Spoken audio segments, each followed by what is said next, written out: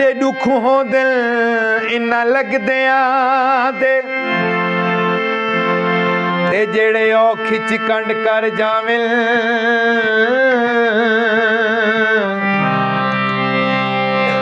بھلا او کدا سنگت دے قابل ہوندے ہو جڑے نت احسان جتاویں چنگے سجن احسان جتیں دے نہیں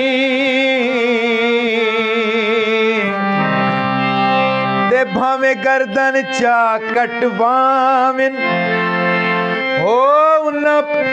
کبار تے فاتحہ کے پڑھنے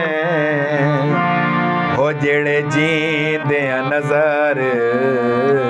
نہ آیا